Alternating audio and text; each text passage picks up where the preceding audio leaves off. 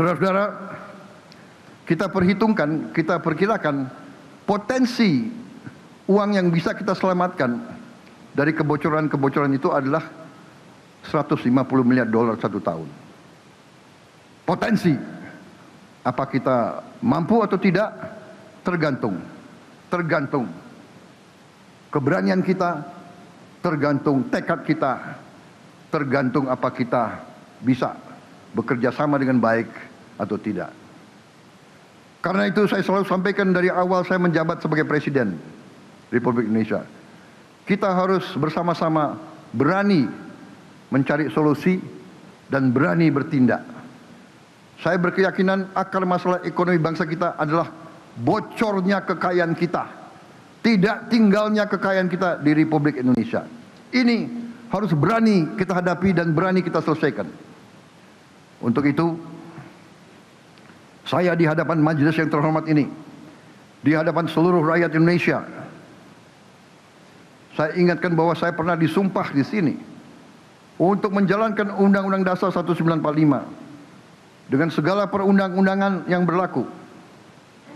Dan saudara-saudara sekalian,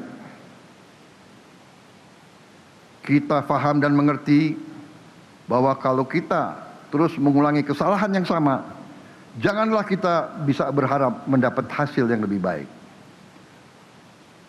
Untuk itu, untuk mencapai tujuan bernegara kita, hari ini pemerintah Republik Indonesia yang saya pimpin menerbitkan peraturan pemerintah tentang tata kelola ekspor komoditas sumber daya alam.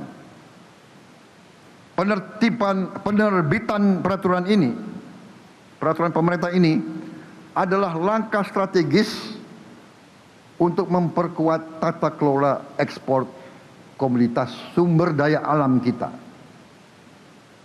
Penjualan semua hasil sumber daya alam kita mulai dengan minyak kelapa sawit, batu bara dan paduan besi, ferroalloys. Kita wajibkan harus dilakukan penjualannya melalui BUMN yang ditunjuk oleh pemerintah Republik Indonesia sebagai pengekspor tunggal. Dalam artian hasil dari setiap penjualan ekspor akan diteruskan oleh BUMN yang ditunjuk oleh pemerintah kepada pelaku usaha pengelola kegiatan tersebut. Ini bisa dikatakan sebagai marketing facility. Tujuan utama kebijakan ini adalah memperkuat pengawasan dan monitoring serta memberantas praktek kurang bayar, under invoicing, praktek pemindahan harga, transfer pricing, dan pelarian devisa hasil ekspor. Saudara-saudara sekalian, kebijakan ini akan optimalkan penerimaan pajak dan penerimaan negara atas pengelolaan dan penjualan sumber daya alam kita. Dengan kebijakan ini, kita berharap bahwa penerimaan kita bisa seperti Meksiko, seperti Filipina, seperti negara-negara tetangga kita. Kita tidak mau penerimaan kita paling rendah karena kita tidak berani mengelola milik kita sendiri, milik bangsa Indonesia sendiri. Saudara-saudara sekalian, sesungguhnya kita harus percaya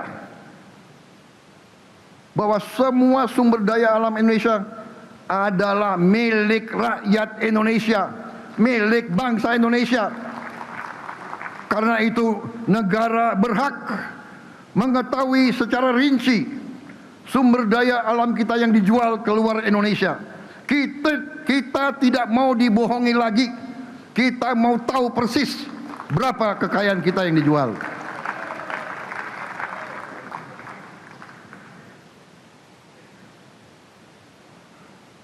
Saya percaya dan yakin setiap warga negara, apalagi pemimpin-pemimpin seperti yang ada di majelis ini, saya percaya setiap pemimpin yang punya akal sehat, yang punya kecerdasan, yang punya hati nurani, yang punya rasa cinta tanah air, saya yakin dan percaya tidak akan mengizinkan kekayaan alam kita terus dikelola tanpa pengawasan, tanpa kendali. Sudah terlalu lama, saudara-saudara sekalian. Kebijakan ini telah banyak dijalankan oleh negara-negara lain yang benar-benar menguasai kekayaan sumber daya alam mereka. Kita harus lihat dan belajar dari Saudi Arabia, dari Qatar, dari Rusia, dari Aljazair, dari Kuwait, dari Maroko, dari Ghana, bahkan dari tetangga kita, Malaysia dan Vietnam. Kita tidak boleh naif, kita tidak boleh lugu, kita tidak boleh tidak menggunakan akal sehat kita. Kita harus belajar dari negara-negara seperti ini. Mereka telah mampu mengelola kekayaan sumber daya alam mereka untuk kepentingan rakyat mereka. Mereka berhasil menyelenggarakan pendidikan yang terbaik, yang tidak kalah dengan pendidikan negara-negara industri maju. Mereka punya layanan kesehatan juga yang baik, infrastruktur yang modern, sovereign wealth fund kelas dunia. Kita tidak boleh malu belajar dari negara-negara yang sudah lama mampu memanfaatkan sumber daya alam mereka untuk sebesar-besarnya kemakmuran rakyat mereka. Karena itu saya tegaskan, apa yang dilakukan oleh pemerintah Indonesia hari ini bukan kebijakan yang aneh-aneh, bukan kebijakan luar biasa. Ini adalah praktek yang sudah dilakukan banyak negara. Ini adalah kebijakan akal sehat.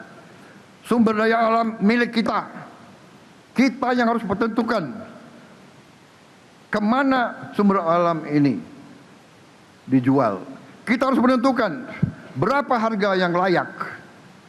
Kita tidak mau selalu menjadi korban dan selalu harus terima perlakuan tidak adil terhadap bangsa kita.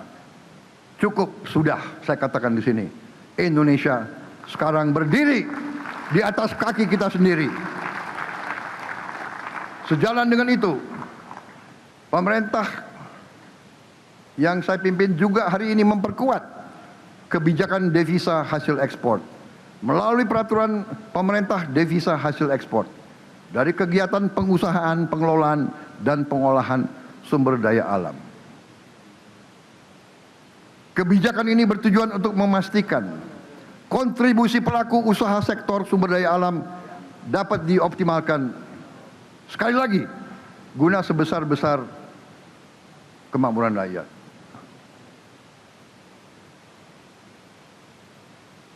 Sekali lagi, bumi, air, dan semua hasil sumber daya alam Indonesia adalah milik kita, milik rakyat dan bangsa Indonesia. Dalam usaha kita memperbaiki kelemahan-kelemahan dalam sistem tata kelola kita, saya minta saudara-saudara sekalian untuk tidak berkesimpulan bahwa Indonesia tidak perlu suatu perekonomian di mana sektor swasta memainkan peran yang besar. Justru kita perlu sektor swasta. Kita perlu mendukung peran sektor swasta. Kita butuh sektor swasta yang dinamis. Kita perlu pengusaha-pengusaha yang penuh dengan inovasi, penuh dengan inisiatif, penuh dengan inovasi, dan yang memiliki kemampuan manajerial yang baik dan handal.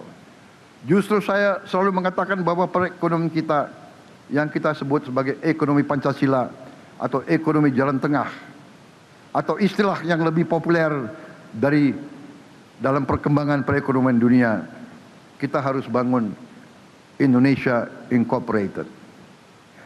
Perekonomian, kekeluargaan, semua bergotong royong.